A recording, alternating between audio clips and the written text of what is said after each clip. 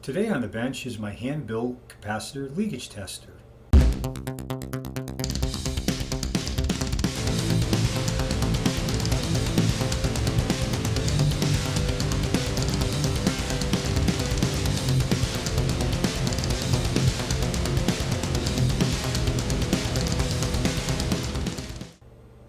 Last year, I finally got around to assembling my capacitor leakage tester.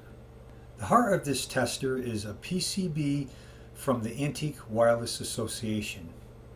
I purchased this board off eBay for $25.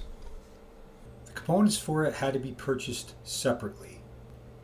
The board came with a 2-page instruction listing the bill of materials and how and where to connect the switches, dual gain potentiometer, banana jacks, and pilot light. Surprisingly enough, they did not provide a schematic and do not show one on their website. Their circuit is a very simple design. It is basically 2 variable high voltage regulators in series with each other, where their potentiometers are mechanically coupled to each other. I ended up drawing a schematic for it, which can be seen here.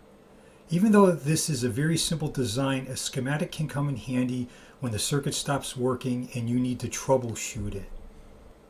I contemplated on including a circuit theory of operation for this video, but decided not to include it at this time. Shown here is the raw board before I had assembled it.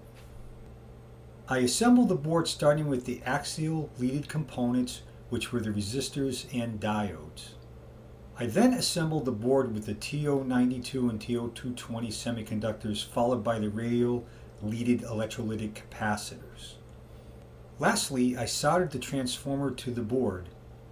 For the enclosure, I used one that I acquired a few years ago. Shown here is a drill guide template that I created using AutoCAD. This project has allowed me to use my vintage American-made Craftsman drill press that I had acquired and restored a few years ago. Here are some images of the various stages of assembly for this project. I ended up using my DeWalt drill to create the twisted pairs of wire. Shown here is the assembled and labeled unit. In a future video, I will demonstrate on how to use the capacitor leakage tester. If you like this content, please do not forget to hit the subscribe button.